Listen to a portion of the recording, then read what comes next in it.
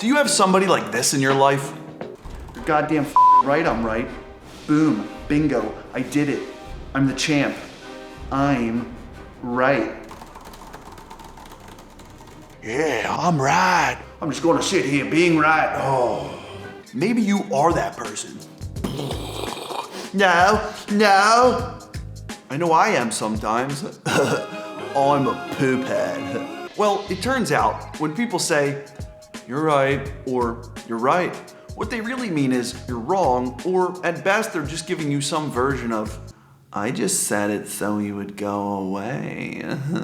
To see what I mean, let's look at an example using my boomer father, who boorishly self-identifies as a character he's made up called Fat Daddy.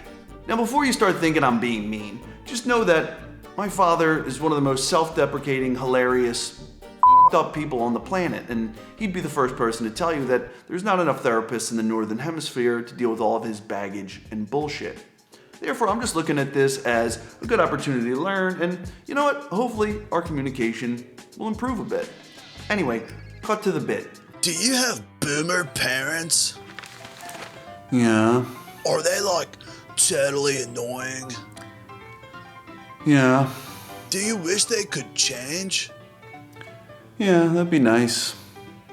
Wait, who are you, omniscient narrator in my head? Who am I? I am the shithead of truth. I come to tell you things you don't want to hear. Like, when it comes to your boomer, your negotiation skills are total dog shit.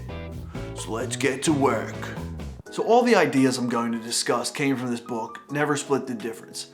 The author, Chris Voss, was the top hostage negotiator for the FBI. So, you know, he knows what he's doing. In the paperback book from page 96 to 112, Voss illustrates that there's a massive difference between getting someone to say, you're right, and getting them to say, that's right. Voss tells the story of a $10 million negotiation with terrorists who had captured 24-year-old CIA agent Jeffrey Schilling. I don't know, it was in the 90s. I was playing Sega Genesis, but it's a cool story. And ultimately, spoiler alert, after months and months of negotiation, Voss shows that getting the terrorists to say, that's right, ultimately saved Jeffrey's life.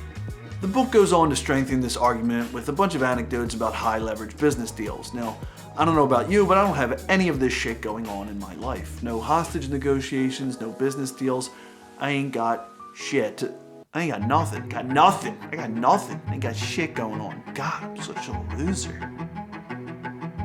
But what I do have is a horrendously annoying boomer who likes to bitch and complain ad nauseum.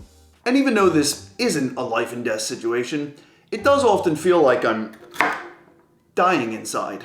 To make things worse, I suffer from chronic pain due to scoliosis, so I'm frequently and happily high on medical grade marijuana. And if there's one thing I can't stand when I'm stoned, it's a bitching boomer buzzkill. So, what do I do about it? Well, usually I craft this beautiful, logical argument about Stoic philosophy and how we all have problems. What's important is how we react to them. Yeah. Or, as Marcus Aurelius said, our hardships are an opportunity to bear them honorably.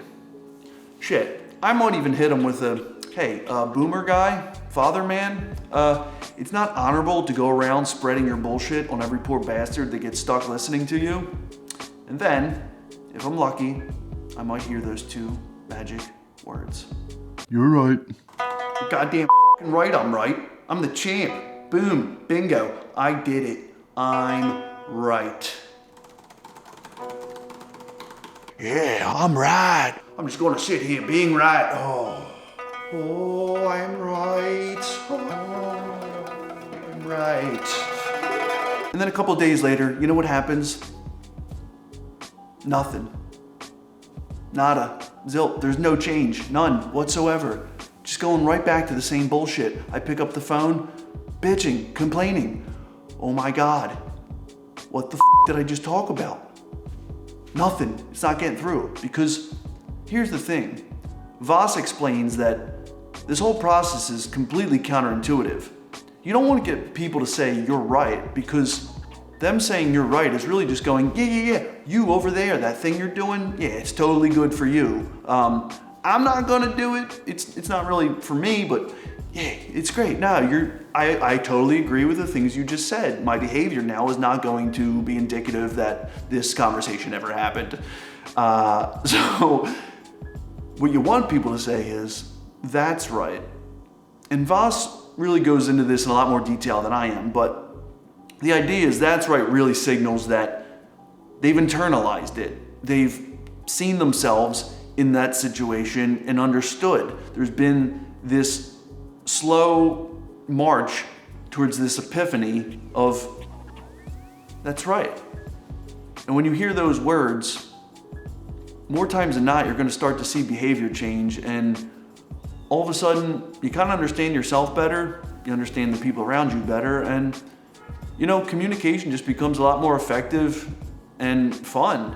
So if you like this video, if you got something out of this, I hope you do. Go buy Chris's book. It's fantastic. It's one of those books that you can just come back to over and over again, and I'm definitely highlighting and making notes and reading it every chance I can get, because I think every situation, it's a book that you really have to live, and as you live it, you learn more, you get better, and it's just cool. So if you think this information would help somebody, pass it along, like, subscribe, follow, comment. I'd love to have some cool conversations on how people use this in their own life, or how they could see it being applied somewhere that I never imagined. And that's really the idea behind these videos. I just want to start conversations and talk about things that I find interesting and that help my life. So once again, thanks for joining me. I'll see you next time.